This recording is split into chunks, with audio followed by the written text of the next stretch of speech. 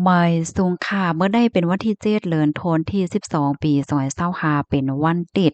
ในตอนได้ที่อ่อนเอาพี่น้องเฮาค่ะมาถ่อมด้วยข่าวง้าวการเลือกตั้งอีกหนึ่งนะคะปยก็ได้มาอบแหนได้มาป้ายแหนจอมหนังผู้ฮู้หันเขาปันตั้งใครใจไว้เกี่ยวเลยลองว่าปางเลือกตั้งในกึ่งหลีเฮ็ดจึงหือปางเลือกตั้งในจ่องมันเตจังมีพรปางพรหลีตอนตะก้นเมืองไหลเจอในเนี่ยค่ะเนาะ ออนตั้งเปิ้นได้แต่ก็เข้ามาถ่อมด้วยข่าวเงาก่อนค่ะแค่พางอันพี่น้องค่ะไลหันอยู่พ่องย่ามมื้อเหลียวในแต่ก็เป็นหางก้นเมืองคมตุ่มอันมีว่าอยู่ที่ในเมืองไทยอ่อนกันกว่าเลือกตั้งลงนาเนี่ยค่ะเมื่อวันที่6เดือนธันวาคมที่12ปี2025เนี่ยค่ะก้นเมืองคมตุ่มหลาย10ก็อ่อนกันกว่าเลือกตั้งลงนาตีลุ่มตางเมืองคมตุ่มอันมีว่าอยู่ที่เมืองเกาะกรุงเทพเนี่ยค่ะก็ได้เลยว่าเป็นวันอ่อนตั้งสุดตีเปิดตื้อตั้งปัน ก้นเมืองคมตุ้มอันมีไว้อยู่ดีต่างวันต่างเมืองนั่นจางปันสิ่งกลางใจเลิกตั้งว่าไหนคะ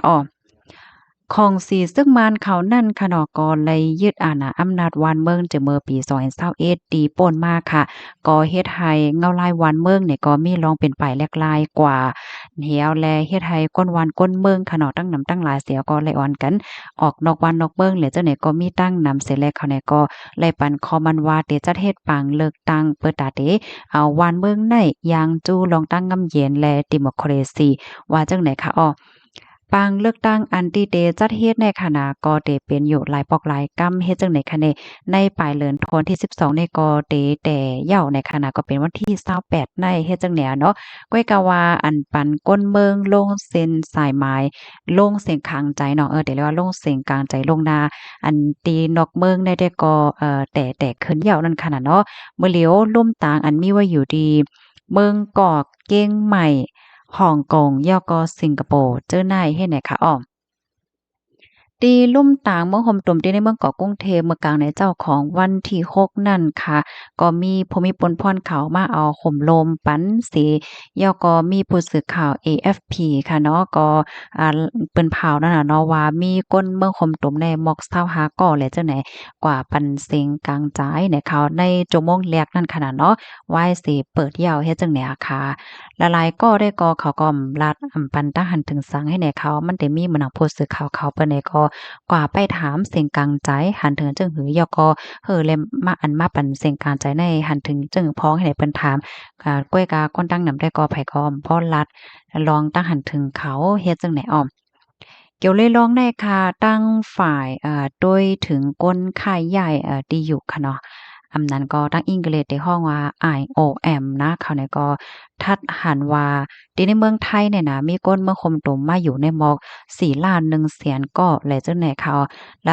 ลายก็ค่ะนะเขาเนี่ยก็อ่อนกันปลายเพปลายเพปลายผังตึกเฮ็ดจังไหนมาแหวก็มีวัดมีไหวเฮ็ดจังเนี้ยค่ะ ซึ่งเฮอก็เย้าเนี่ยเขาตั้งฝ่ายผู้มีปนพรตีล่มต่างได้ก่อลั่นในตีสื่อข่าว AFP ว่าโคว่ามีก้นตีอันยืนฟอร์มลงเส้นสายไหมเลือกตั้งมีกาหือนั่นขนาดเนาะย้อนเพราะว่าอ่อนนั้นในเนี่ยเปิ้นก็เปิ้นผ่าออกมาว่าก้นตีอันมี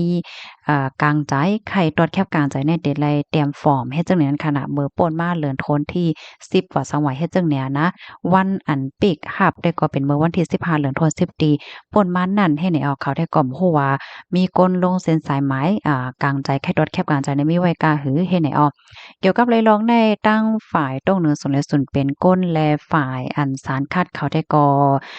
ปันตั้งหันถึงว่าการเลือกตั้งในปอกำในมันเป็นรองอันแหน่หน้าแหน่ตาเฮ็ดจังนั้นก้อยเฮ็ดจังไหนเขาได้ก็ว่าเฮ็ดไหนเนี่ยค่ะค่ะข้อมูลอันใดเนี่ยค่ะเนี่ยก็ไล่เบิ่งอิงออกมาที่ AFP เนี่ยค่ะเนาะไล่ต่างไว้เนี่ยค่ะพี่น้องค่ะรับถอมยาวหันเทินจึงหือพองเนี่ยค่ะในตอนนี้ก็มีข่าวเงาจึงหนังในเนี่ยค่ะเสแลพ่องยามมื้อเหลียวในเนาะพี่น้องเฮาค่ะหลายๆก็มีความถามเหมือนกันในค่ะเนาะว่าปางเลือกตั้งในที่เฮ็ดจึงหือลีหลาในจ่องกึ่งลีไลกว่าเลือกตั้งหือเฮ็ดเนี่ยเนาะมังเจอก็เลยยินว่าเปิ้นว่าอำปันแฮงการเลือกตั้งว่าซังซิงว่า ในฐานะที่เฮาค่ะเป็นก้นเมืองเนี่ยซ้ำเตไลเฮ็ดจังหือเนี่ยค่ะเนาะเฮแลในฐานะที่ข้าก็เป็นก้นเมืองก้อนหนึ่งปยก็จอมหนังตีค่ะเลยยินผู้ฮู้ผู้หันเขาอบโอ้กันเหี่ยวก็เปิ้นทัดสร้างได้ก็ค่ะได้ย้อนป้ายนี่เป็นพี่น้องเฮาเนี่ยค่ะเนาะ เพราะว่าเฮาค้ามาด้วยเงาลายการอันเป็นว่าอยู่พ่องย่ำเหลวในการที่เฮาค้าหมอมันจะว่าอยู่จ้อมเงาลายแล้วก็ด้วยข่าวเงาแลเลเพียนจอมลองที่อันมันเป็นอยู่สิเฮาค่ะเนี่ยก็หมอกว่าจอมเงาลายมันเนี่ยยุ่มอย่าว่ามันก็ได้จังมีพรหลีเฮ็ดจังได๋นั้นขนาดเนาะกำในเฮาค่ะจะมีความถามศาลเจ้าหนังว่าเปิ้นว่าอย่าไปกว่าเลือกตั้งอย่าไปสนใจเลือกตั้งว่าก้นเมืองก็อำก่อนเลือกตั้งยาวไหนพรปางมันซ้ำได้เป็นเฮ็ดจังหือมาไหนค่ะเนาะโดยอย่างเปิงแต้งมันไหนในวันหนึ่งค่ะเนาะก็ได้มีโพสต์แตนอันลงมาตีหลายปาร์ตี้เปิ้นได้เข้าแข่งจ่อแม่นค่ะแล้วก็ได้มีโพสต์แตนอันเป็นใต้ว่าอันเป็นต่างเจ้าคือว่าเฮ็ดจังแหนเนาะเพราะว่าเปิ้นเข้าแข่งยาวในตัวอย่างมันก้นไต้ค่ะเนาะก้นวานเฮาในสำหรับว่าอ้อมปันแห้งปังเลือกตั้งเฮาได้หมู่กว่าสนใจเฮาได้ก็หมู่กว่าตอดแคบการใจหน้าแหน่เนาะก็หมู่กว่าตอดแคบการใจเพราะว่าอำกว่าตอดแคบการใจในเหมือนจังหนังพี่น้องต่างคือเขาในเปิ้นก็กว่าตอดแคบการใจแมงโพแตนเปิ้นเพราะว่าเนี่ยจึงเพราะว่าอองเป้ปังเลือกตั้งมายาวปุ๊บเพราะว่าเนี่ยจึงในวันเปิ้นตีพี่น้องค่ะนั่นก็ก็ได้มีก้นต่างคือมาเป็นโพแตนให้ในนั้นค่ะน่ะเนาะมันเป็นเฮ็ดจังได๋ค่ะนะตัวอย่างเปิงแตกมันก็อยากสั่งพี่น้องเฮาค่ะอ่อนกันกว่าตอดแคบกลางใจเสียวก็ในวันเปิ้นตีที่นั้นนั่นไหนโพแตนในซ้ำไร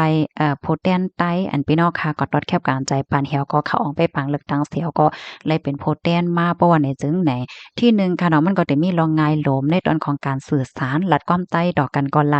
แล้วก็ละหลายรองที่มันจางอบโอ้อันนั้นก็จางยืนจางเข้าหาง่ายว่าสว่าเจ้าไหนเนี่ยค่ะเนาะอันใดตัวอย่างเปิงแตกมันเฮ็ดจั่งใดคะแน่เนาะเฮียก็กำในเฮาสามารถแฮงได้เสียงสภาค่ะเนาะสันเจ้าหนองอาปังเลือกตั้งในยอดโดหลีงามกว่าเหย้าในหลายๆเปิ้นตีก็ซ้ำเตมีมาโพแตนจ่องแม่นค่ะโพแตนในเปิ้นก็เตถ่อมเสียงกลางจ้ายก้นในวันเปิ้นตีไผบ้านแหวก็